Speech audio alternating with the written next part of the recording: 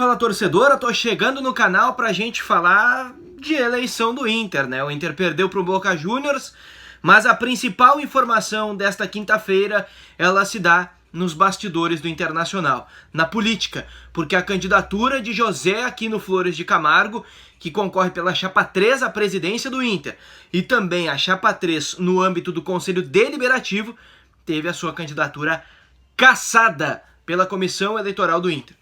Eu vou contextualizar tudo o que aconteceu nessa quinta-feira e eu vou explicar aqui o que pode acontecer a partir de amanhã, e especialmente na terça, quando os sócios vão votar e escolher os novos conselheiros e especialmente o novo presidente e os novos vice-presidentes do Internacional para os próximos 3 anos.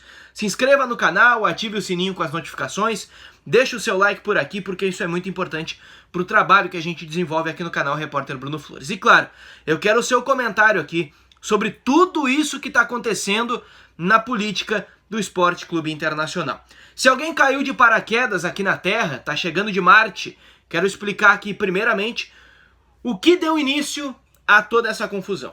Primeiro, o colega Thiago Suman, que é jornalista identificado com o Internacional, tem o seu trabalho lá na rádio O Inferno é Meu Destino. Também o colega Lennon Haas, que é jornalista, é colorado, é identificado com o Internacional, trabalha lá nos veículos de Camaquã. Eles trouxeram a informação inicial de um vazamento de dados no Internacional, vazamento de dados dos sócios do Internacional.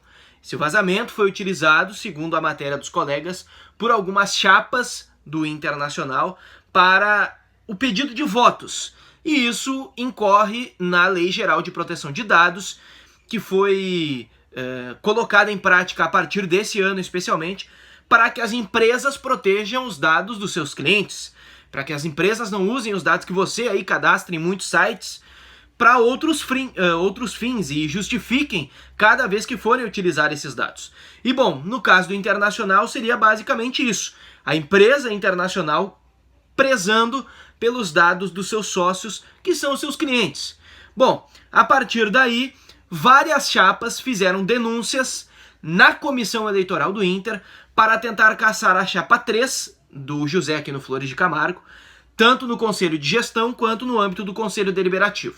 Outras chapas também foram indicadas em denúncias. Por exemplo, a chapa 1 do Movimento Intergrande. É outra chapa que teve denúncia também na Comissão Eleitoral do Inter. Eu quero me ater aqui especialmente no caso da chapa 3, que é o que está repercutindo muito mais, a partir especialmente da decisão da comissão nessa quinta-feira.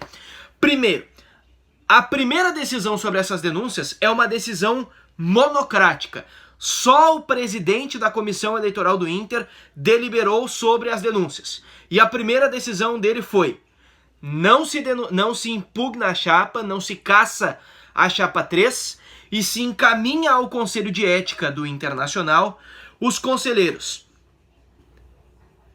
Luiz Carlos Halber, o Lilico e o Alfredo Somorovski. Esses dois conselheiros que foram flagrados em prints, em áudios e na apuração das denúncias, na investigação feita pelas chapas que denunciaram e nas matérias dos colegas que eu citei aqui. Esses dois conselheiros, eles dizem que obtêm listas, que eles trabalham com esses dados dos sócios, que sócios estão adimplentes e passam essas listas para alguns correligionários da chapa, apoiadores das chapas, para tentar fazer o pedido de votos.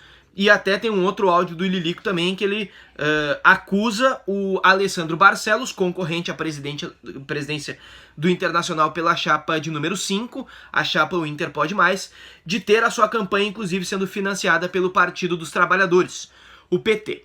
Bom, todas essas denúncias foram feitas à Comissão Eleitoral e a primeira decisão do Lauro Dornelles, conselheiro e presidente da Comissão Eleitoral, foi por as chapas não serem cassadas, especialmente a chapa 3 não ser cassada, e os dois conselheiros serem encaminhados para responderem, então, no Conselho de Ética, na Comissão de Ética do Internacional.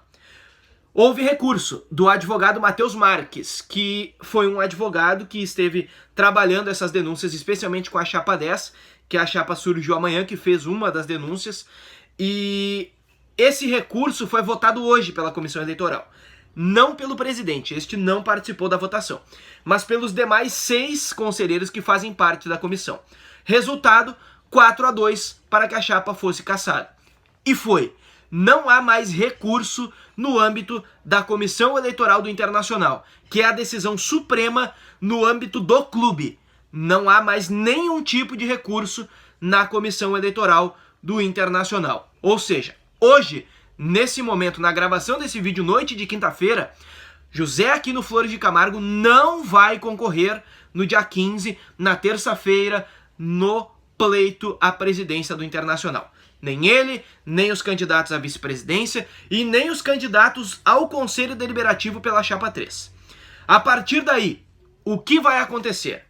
A Chapa 3, Cláudio Lamarck, o advogado de José Aquino Flores de Camargo, e o Eduardo Hausen, que é vice-presidente, candidato à vice-presidência do Internacional pela Chapa 3, liderada pelo José Aquino, os dois deram entrevistas hoje confirmando que a Chapa 3 vai ingressar na Justiça Comum tentando uma liberação para que o José Aquino Flores de Camargo concorra. O Eduardo Hausen chegou a mencionar que isso é um golpe, o que está acontecendo no Internacional, e o Cláudio Lamarck, o advogado do Dr. José Aquino, já mencionou em entrevista à Rádio Gaúcha que o associado tem o direito de escolher entre 2 candidatos e que o José Aquino Flores de Camargo está sendo alijado do processo sem nenhum tipo de regramento do Conselho do Internacional, da Comissão Eleitoral do Inter.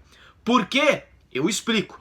O regulamento eleitoral do Inter não fala em nenhum momento sobre cassação de chapas e especialmente sobre o pleito com uma das chapas cassadas no segundo turno, por exemplo, como é o cenário que se apresenta.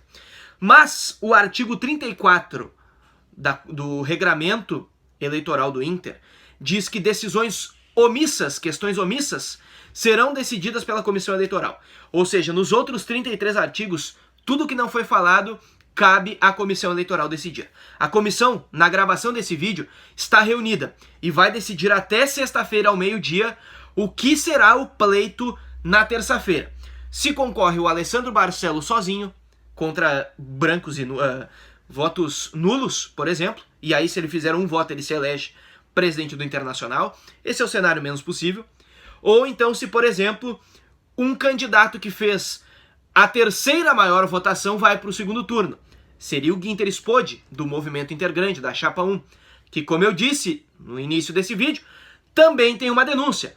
E pelo que disse o Eduardo Hausen na Rádio Grenal, deve ser impugnada a candidatura da Chapa número 1, Conselho Deliberativo, e também candidatura à presidência. Então, se esse cenário se confirmar, o Guinter Spode também não pode concorrer.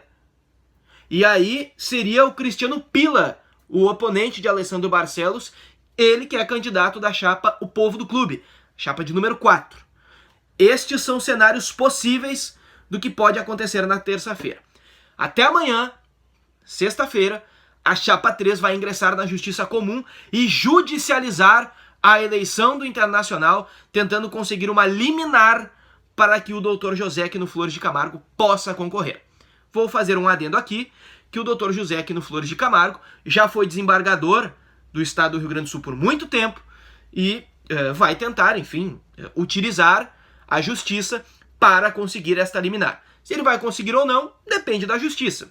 E o que a justiça vai determinar também ainda é uma sombra, porque a comissão eleitoral não tem ainda certeza do que vai fazer em relação ao pleito e nem o que pode acontecer caso a justiça acolha uma liminar, se dá mais prazo na eleição, se suspende a eleição ou o que vai fazer. Ou se deixa o Dr. José Aquino concorrer, por exemplo, no dia 15, como estava previsto antes de todas essas denúncias virem à tona e especialmente todo o trabalho jornalístico dos colegas Thiago Suman e Lennon Haas. E aí eu pergunto, é mole?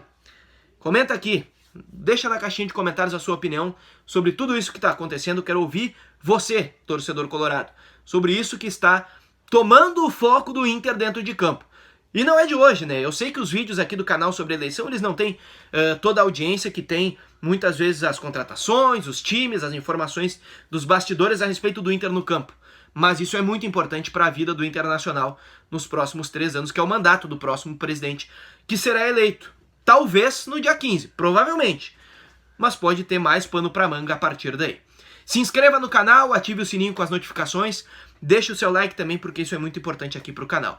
E fiquem ligados, porque a qualquer momento eu tô voltando por aqui com mais informações da dupla Grenal. Valeu!